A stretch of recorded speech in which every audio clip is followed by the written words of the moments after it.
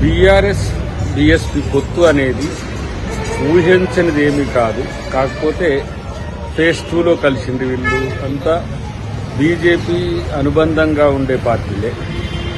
ఒక్కొక్క సందర్భంలో ఒక్కొక్క పార్టీ సందర్భోచితంగా కలుస్తుంటాయి. దానిలో భాగంగా బీజేపీ సహజ మిత్రుడైన కేసీఆర్ను మాయావతి గారు ఆదుకునే పనిలో ఇలా బీఎస్పీతో కలిపిందనేది నా యొక్క భావన. ఆర్ఎస్ ప్రవీణ్ కుమార్ గారికి ఇష్టం ఉన్నా లేకపోయినా జాతీయ పార్టీ అవగాహన కాబట్టి డెఫినెట్గా వారితో కలవాల్సిన పరిస్థితి వస్తుంది.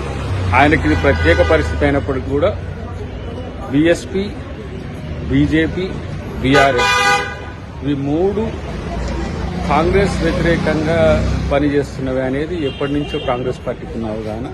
దీనివల్ల పెద్ద రాజకీయంగా ఎలాంటి మార్పులు కాంగ్రెస్ పార్టీకి నష్టం కలిగించకపోయినప్పటికీ కూడా వాళ్ళంతా ఒకటే అని చెప్పడానికి ఈ సందర్భం ఉపయోగపడుతుంది.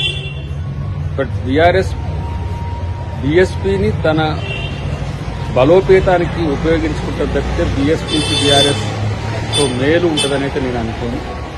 ఏది ఏమైనా సరే ఇక్కడ కాంగ్రెస్ బీజేపీ వ్యతిరేకంగా డెఫినెట్గా పోరాడుతుంది.